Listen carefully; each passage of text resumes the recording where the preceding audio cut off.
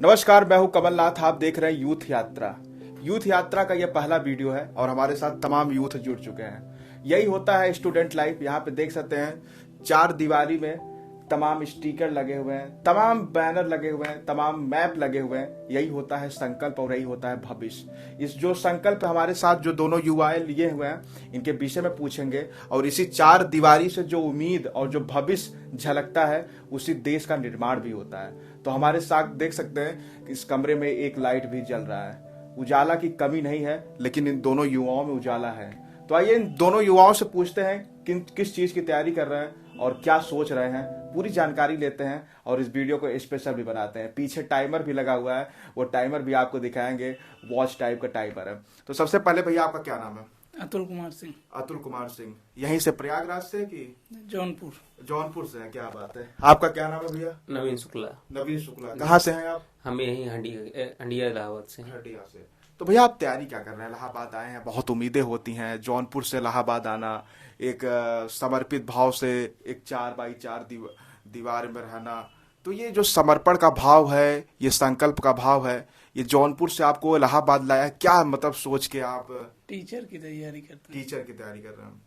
तो टीचर की तैयारी कितने साल से कर रहे हैं? हमारे घर युवा को सामने देख के बताइए। 4 साल हो गया। 4। जो युवा रहते हैं उनकी जिंदगी में कैसे परिवर्तन रहता है जब ये हॉस्टल में रहते हैं, लॉज में रहते हैं? क्या क्या कठिनाई का सामना करना पड़ता है निजी जीवन में? पहला तो आर्थिक समस्या आती है। काहे के लिए आपको यहाँ पे हर चीज क्या कहते हैं, जैसे एक महीने का बजट होता है, जैसे वही सब बजट के हिसाब से आप खास करके मिडिल वर्ग के लिए बजट का भी ध्यान रखना पड़ता है, क्योंकि आप एक्स्ट्रा नहीं मांग सकते।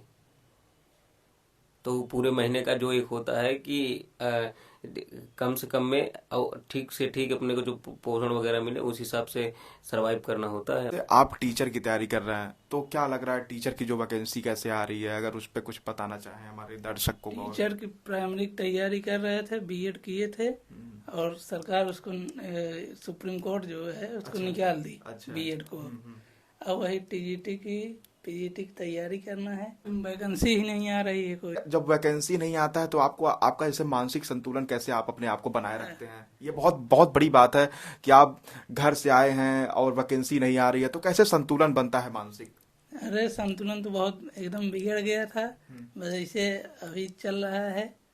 अब फिर से अपने आप को, अब बीएड किए हैं तो टीजीटी के लिए तैयार करना है। यहाँ पे दिक्कत होती है संतुलन बनाने, जैसा आप भैया पूछे। दिक्कतें होती है ना, कुछ होती है मजबूरी में और कुछ होती है कि जरूरत। तो मजबूरी ये होती है कि हमारी जो शिक्षा प्रणाली है, जो भी जीएस का पार्ट वगैरह पढ़ते हैं, अगर आप नई कंपनियों में जाएंगे या प्राइवेट सेक्टर में जाएंगे तो उनका न्यूनतम कहते हैं कि ज्यादा उसका कोई रोल नहीं होता। इकोनॉमी का अगर छोड़ दिए तो ना भूगोल का ज्यादा मैटर करता है, ना इतिहास का करता है। जब यहाँ पे आप तैयारी करने लगते हैं ना, जो परीक्षा का पैटर्न है उसके अनुसार तैयारी करते हैं, तो होता है अब आएगा, अब सरकार देगी, तब देगी, अब देगी, तब देगी। तो वही मेरिट में आते जाते 2-4 नंबर से आते हैं जाते हैं, तो यही कहीं कहीं मजबूरी हो जाती है और कहीं न कहीं जरूरत बन जाती है। अगर नौकरी लग जाएगी तो घर की स्थिति सही हो जाएगी, पूरा पीढ़ी सुधर जाएगी, कोई फाइनेंशियल प्रॉब्लम नहीं होगा, टेंशन फ्री हो जाएंगे। स्टूडेंट लाइफ जो होता है कि एक इमोशन होता है, उस इमोशन को कैसे देख रहे हैं? क्योंकि ये जिस तरीके से आप अपने पूरी व्यवस्थित किए हैं सभी, जैसे अपना एक एक मैनेजमेंट, जैसे किताब इधर है, अपना कपड़े का उधर व्यवस्था है, किचन का व्यवस्था है, एक इमोशन ही है जी। इस इमोशन को कैसे देख रहे हैं? इसको जैसे आप गृहस्थ जीवन में कैसे सरवाइव कर रहे हैं, उसका जैसे एक प्री लेवल होता है ना, आरंभिक जीवन, वो यहाँ पे सब मैनेजमेंट करना हमको एक छोटे लेवल पे सिखा देता है, जो आगे चल मेंटली प्रिपेयर रहते हैं। फाइनेंशियल कंडीशन भी जैसे रहता है, तो क्या क्या दिमाग में चलता है कि यार इतना यूज करना है? पैसा 4,000-5,000 आता है, उसी में सब मैनेज करना रहता है। इस हिसाब से क्या बाहर खाना है, कितना खाएंगे, जिससे एक मंथ पूरा चल जाए, फिर बार बार घर से पैसा ना मांगना पड़े। फॉर्म वगैरह फिलअप करना हुआ, बुक वगैरह लेना हुआ, या कुछ अपनी भी जरूरतें हैं, जैसे कपड़ा वगैरह। तो मान लीजिए शादी ब्याह में उसे ज्यादा नहीं जाना रहता है, लेकिन कपड़ा वगैरह बहुत कम लेना पड़ता है। लेकिन यहाँ बीच बीच में ऐसी कंडीशन आती है कि पैसा एक्स्ट्रा मांगना पड़ता है। लेकिन जो यहाँ पे घर वाले भेजे हैं वो भी उम्मीद करके भेजेंगे कि लड़का गया है तो कहीं नाजायज खर्च नहीं करेगा, जायज तरीके से करेगा। प्रतियोगी परीक्षाओं की तैयारी कर रहे हैं, तो अब आगे है हमारे ही आरओ है। आप सब इस कमरे में रहते हैं, तो सबसे प्रिय क्या चीज है आपका इस कमरे में जो आपसे बहुत ज्यादा जुड़ाव रहता हो?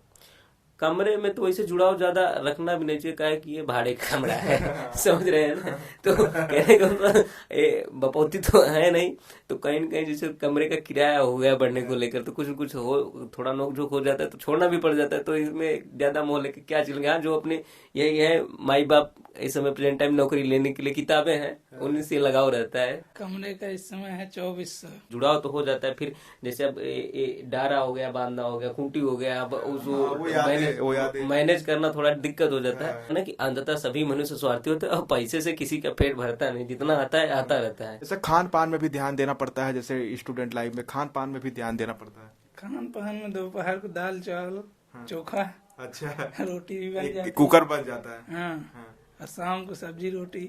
स्टूडेंट जो होता है आरओ का पानी ज्यादा पीते हैं। ठंडी में आ गया है तो जो गर्म गर्म पानी यहाँ से अगर बोरिंग का निकल रहा है, सप्लाई पानी आता है तो उसमें सीवेज का कुछ पानी आ जाता है, कहीं जैसे अल्लाहपुर वगैरह में आप देख लीजिए सीवेज का आ जाता है, तो उसके वजह से मजबूरन उनको लेना पड़ता है। लेकिन अगर आपके पास बोरिंग का पानी है तो अगर ठंडी में थोड़ा गर्म गर्म आता है, उसको पीने में थोड़ा ठीक रहता है। छुट्टी हो हम लोग जाते हैं डेली आधा घंटा चौराहे पे, हाँ, बाहर निकलते हैं। शाम को 6-7 बजे निकलते हैं। 1 किलोमीटर 500 मीटर चलते हैं डेली, आधे घंटे के लिए। सब उसमें अपना सब्जी वब्जी ले लेते हैं। तैयारी कर रहे हैं तो यही सलाह ये रही है कि किसी बच्चों को डिप्रेशन, नौकरी जिंदगी का आखिरी पड़ाव नहीं होता। आप जिंदगी में और कुछ भी अच्छा कर जाएंगे। ये जरूरी नहीं कि अगर नौकरी नहीं मिली तो हमारा कैसे चलेगा, क्या चलेगा। अरे नौकरी नहीं तो फिर भी चल रहा था, नौकरी है। लेकिन आप एक पढ़ने से लिखने से ये होता है कि आप मेंटली स्ट्रांग होते हैं, ये नहीं कि आप मेंटली डिस्टर्ब होते हैं। टाइम से एक बार देख लो, 3 साल 4 साल देख लो, अगर नहीं हो रहा है तो प्राइवेट जॉब भी पकड़ लेना, गड़बड़ नहीं है। स्टूडेंट लाइफ में जैसे महिला मित्र लोग बना लेते हैं, वो क्या आपके एजुकेशन में बेनिफिट करता है कि नहीं? महिला मित्र, आपके कितनी महिला मित्र हैं? हमारे कोई भी नहीं है। आपका भाग्य है कि दुर्भाग्य है? भाग्य है, मान के चलिए। तो है ही नहीं तो हम क्या वो बताएं। एक्सपीरियंस है नहीं अभी। जैसे होता है डिस्ट्रैक्शन होता है, ऐसी बात, अट्रैक्शन भी होता है, डिस्ट्रैक्शन भी होता है। वो तो स्वभाव केमिकल रिएक्शन है, साइड सी बात है, केमिकल रिएक्शन। लेकिन क्या होता है ना, जैसे अब हम जैसे ग्रामीण सेक्टर से है, तो वहाँ पे जो हमारी माता जी है या पिताजी है, वहाँ पे क्या है ना कि कहने का पता सोशल बॉन्डिंग है कि आप हाँ ठीक है बात कर रही थी, उसके बाद उसको ध्यान ज्यादा रखना नहीं है।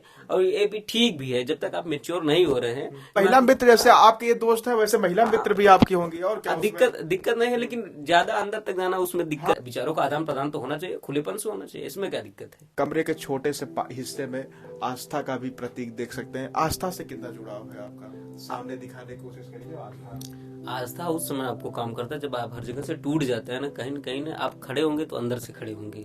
तो कहने का मतलब एक आस्था होना भी सही है। आशा ही जीवन है, तो एकमात्र सत्य है। तो उस आधार पे आस्था कहने का मतलब अंदर से थोड़ा रहते हैं कि कोई है, अगर कुछ नहीं होगा, अगर अच्छा कर्म किए हैं तो हमारे साथ अच्छा होगा, ये विश्वास बना रहता है। तो इसी विश्वास के साथ एक उजाला का केंद्र भी है, आस्था का प्रतीक भी है, किताबों से भरा ये देख सकते हैं पूरा ये खाना है। और इसी के साथ आपको दिखाते रहेंगे। आप देख रहे थे यूथ यात्रा। हंसते रहिए, मुस्कुराते रहिए। Thank you.